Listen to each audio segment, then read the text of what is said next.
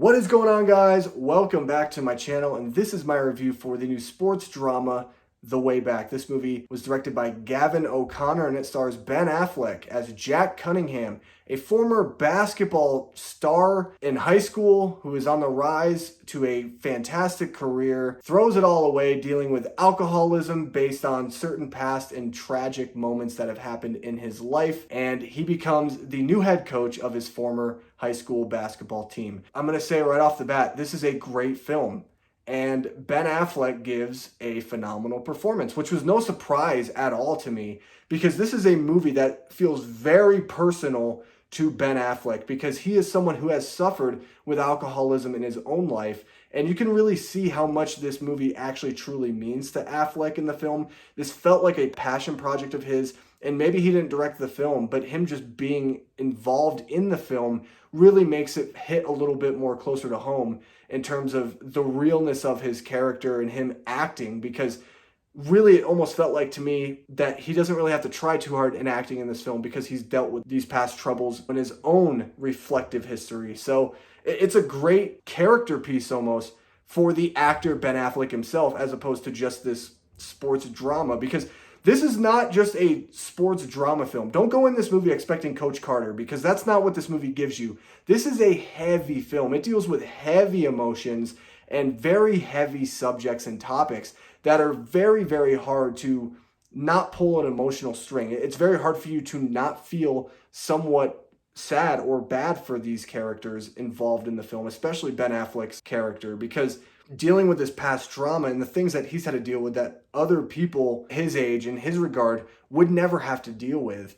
And that's something that kind of have to almost put yourself out of the film for that. Really look at reality as a whole and see how, well, this doesn't really bother me, but you have to see how this could truly bother a real human being, because this movie does feel very much real.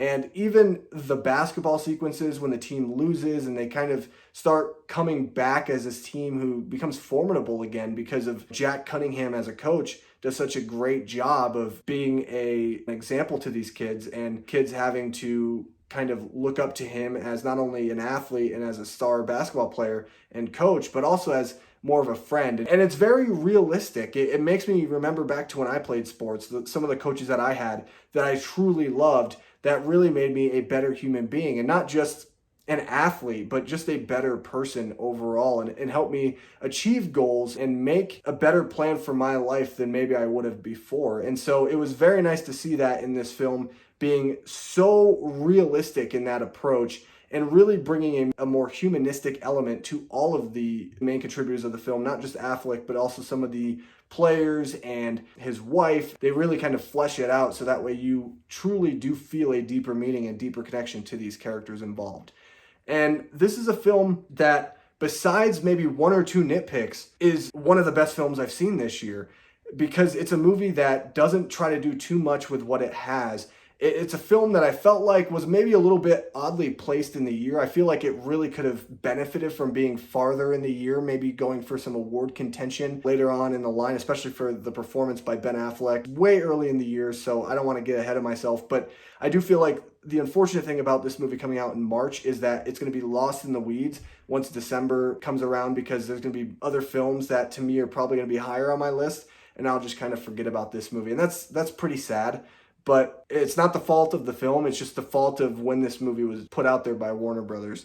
Which means, do they have a lot of faith in this film? I don't know if they did or not, but you could tell that this is truly a film that relies heavily on emotion and relies heavily on you buying into the characters, and you do, and that's why the film works so well. The only issue that I have with this film, the one issue, is that the movie feels a bit long, and it's an hour and 48-minute runtime, but sometimes it feels a lot longer than that. And so that's my only issue, is I wish that the film would kind of have a quicker pace, at least a pace that kind of met up with the actual runtime of the film, as opposed to making it feel overly long. But that's not really that big of an issue. It's something that I can look past and still really enjoy and love this film for what it is. Guys, this is a great film. If you want a good film to watch in the theater, this film is one that you should definitely go and check out, because it is better than probably most of the films that are in the theater right now. Anyway, guys, what did you think of The Way Back? Let me know down below in the comment section of this video. Make sure you guys drop a like on the video if you enjoyed it. Subscribe to my channel for more content just like this. And as always, I'll see you guys in my next video. Goodbye.